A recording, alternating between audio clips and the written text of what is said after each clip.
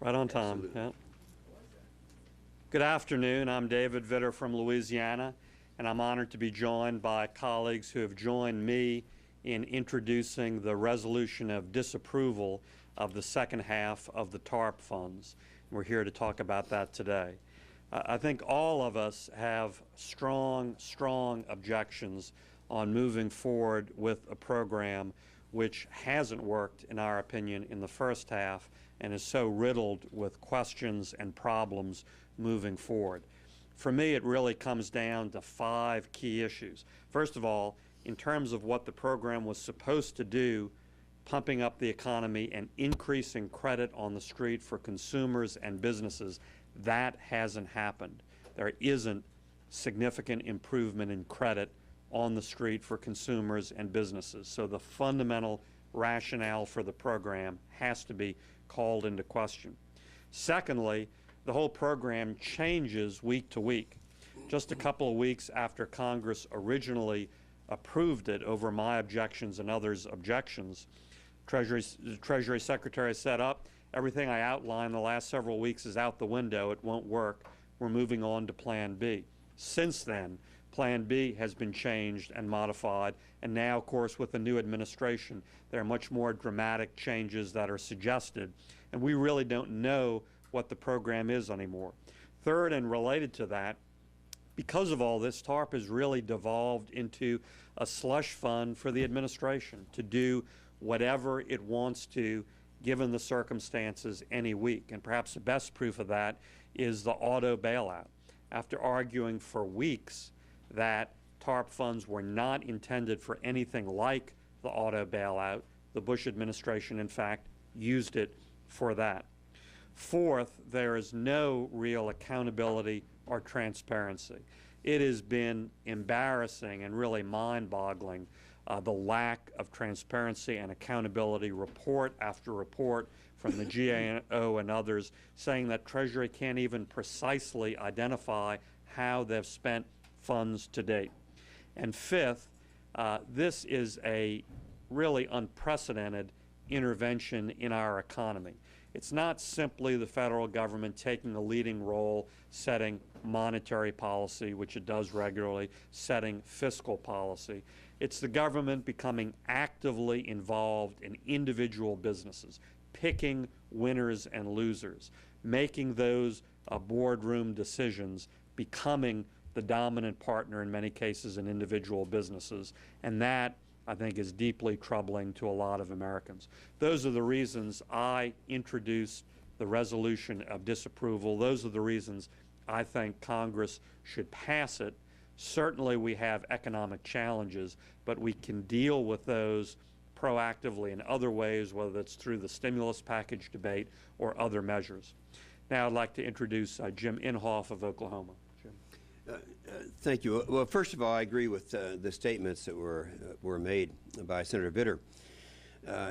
My interest in this activities in the very beginning was that we had Secretary Paulson, who made commitments, he made promises as to what he was going to do with a huge amount of money. You stop and think about $700 billion. If you divide the number of families that file tax returns into $700 billion, it's $5,000 a family.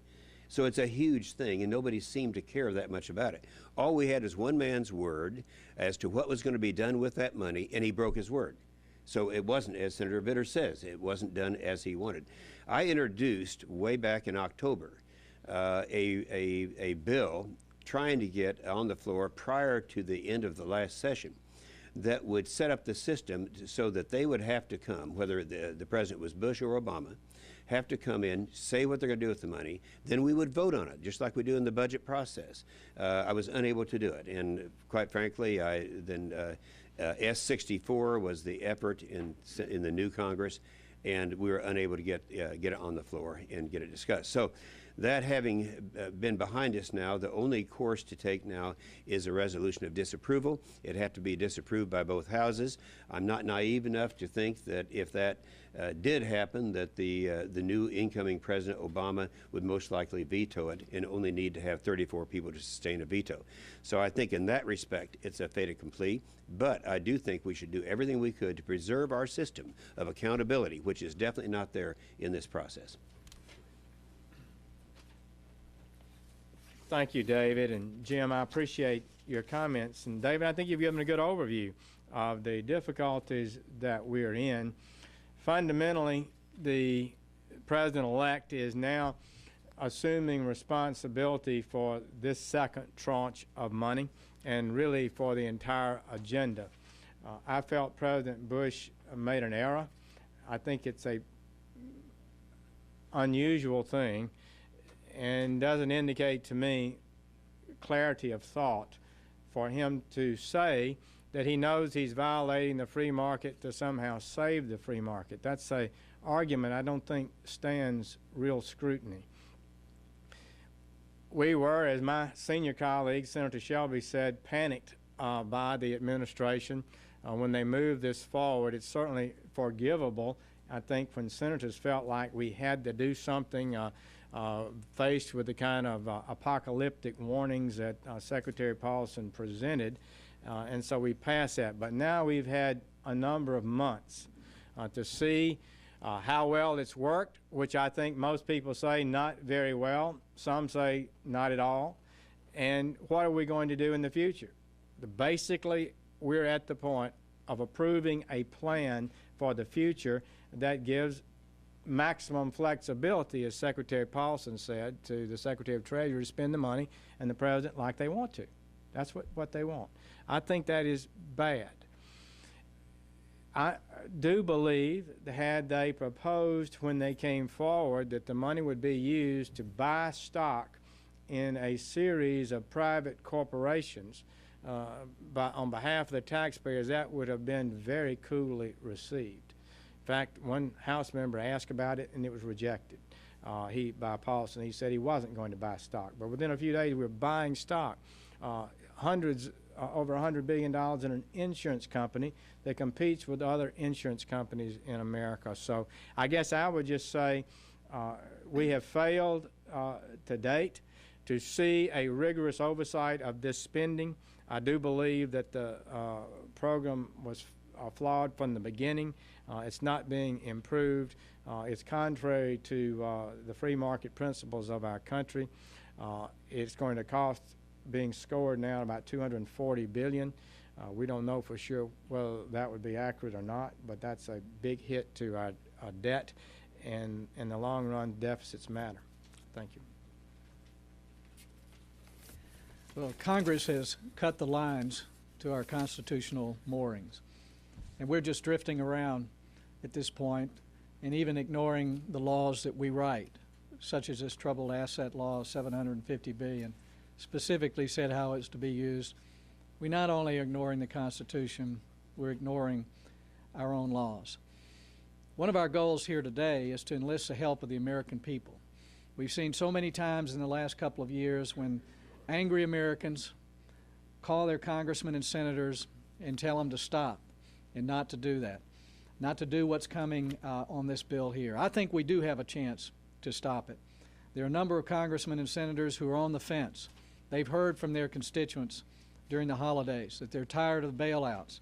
They know we're in economic trouble, but they don't want to see the government print more money, borrow more money, and throw it around in ways we can't even anticipate.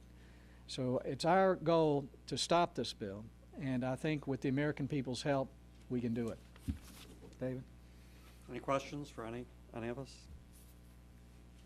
Do any of you intend to attend the meeting that Lawrence Summers and Rob Emanuel are coming up to brief Republican senators this afternoon? Yes, I'm trying to make the meeting. I hope to, yes. Yes. Any chance that would sway your opinion in any way, if they lay out maybe an extremely detailed plan? Well, the problem with an extremely detailed plan is it's another promise. We've heard all these promises before. In terms of the first half of TARP, all those promises were out the window almost as quickly as the actual troubled asset relief program model. Could I just say, to follow up on some of the other comments, this was the largest single authorization to the executive branch to spend money at one time in the history of the republic, $700 billion. The entire Iraq war has cost $500 billion. We would never, wouldn't expend $1 billion normally, $100 million, $10 million, without telling the executive branch how it's to be spent. So promises and expectations, even if they're in more detail, really do not assuage our responsibility as Congress to make sure the money is spent in an appropriate and lawful way. Just to give blank checks is really dangerous and an abdication of congressional responsibility, I think. So Senator Vitter, if you've heard the promises before and you don't want to take anyone's word for it, why not? There is a legislative effort going on in the House, maybe not the one that you would prefer, but why not latch onto that and negotiate and try to convince the leadership here to legislate and get some rules on paper? Well, I'd be open to any proposal, any new proposal, legislation, parameters, etc. But unless we pass this motion of disapproval, the second half of TARP will go forward with no parameters and no boundaries. That is in the original law. We must have a vote. We either vote yes or we vote no.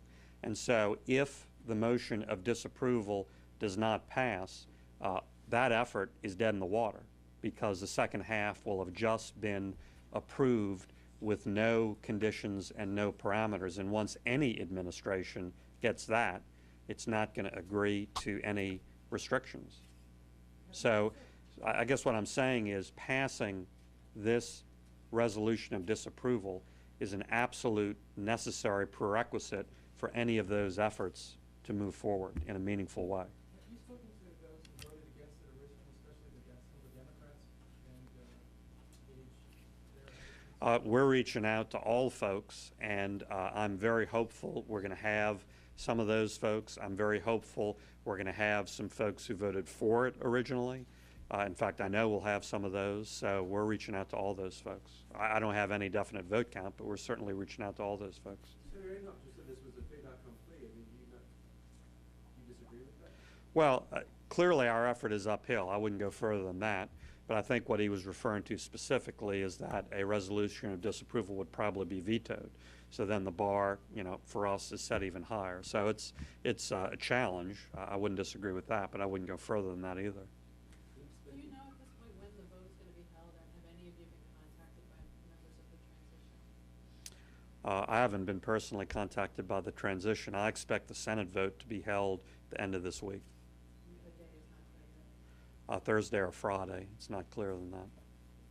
Tim Geiger helped to design TARP, and I was wondering on your side, is there any concern about this confirmation related to his recent problems where that could help design it? And second of all, to what extent does, on your side, the concern about TARP in any way interrelate with concerns about the stimulus? Well, I'd have concerns about anybody who helped design TARP because of the problems I see in TARP that I outlined a minute ago. I'll just leave it at that. In terms of the stimulus, I really think TARP has devolved into this catch-all, as I said. And I really think as a practical matter, including when you look at the Larry Summers letter, some of the things the Obama administration may want to do with TARP, it's better to think, more accurate to think of it as an add-on to the stimulus versus a really separate financial bailout as it was first proposed. I think it's become this catch-all, and I really think it's becoming that. Now, we should just debate the stimulus. We should act on something new rather than give any administration, I'd be completely opposed to it under a continuing Bush administration, a carte blanche to do whatever it wants under the sun, which is what it's become. Anybody want to add to that? How about Geiger's tax problem? Is that that part of the question? Do you have any issue with that? I don't know enough about the details of that to comment on that yet, but John Barrasso has joined us, so let. A quick statement from John, and we'll continue to answer your question. Well, I just wanted to join my colleagues today to support their effort to say that this is something that we should not do, should not release the next $350 billion.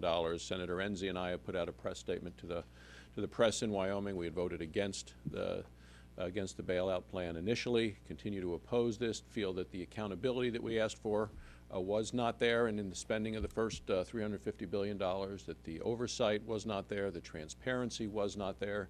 You know, in Wyoming, our legislature started yesterday. Our governor is giving a State of the State speech today. The governor's a Democrat. The House and the Senate are Republicans, and we live within our means. Every year in Wyoming, the Constitution says we have to live within the means, and it's time for Washington to learn that lesson, to balance its budget, and to act responsibly. And to me, this next $350 billion is not a responsible use of taxpayers' money. Thank you. Getting back to Geiger, though, do any of you have strong feelings about his tax trouble? Is that a potential impediment to his being confirmed? Well, I think it's a very serious issue. The man who wants to be the top tax collector in America is going to be now not having paid $35,000 in taxes. Apparently, maybe even involving an illegal alien, is a serious matter. It's new, it's just come out, I haven't formulated in my own mind, but to say this is insignificant is not. As I heard one IRS agent apparently make the comment that you're fired if you're an IRS agent. And the Treasury Secretary, of course, supervises IRS. So it's not a little matter. I think we need to put this in context. One of the big issues in Washington now is just ignoring the rule of law. And when a nominee for a cabinet secretary has clearly done that, not as an oversight, but apparently intentionally, then it does become serious, because ignoring the rule of law is how the Bush administration took TARP funds designated for something else, clearly in the legislation had to be used for financial institutions, and used it a different way. That's a huge problem in a country that's built on the rule of law. Would you vote no on confirmation? At this point, I probably would. We're still looking at how serious the situation is. What about you, Senator? Vote no? I agree with the previous comments of my colleagues, but I'm still looking at the exact details of that situation. Good. Thanks. Thanks, everyone.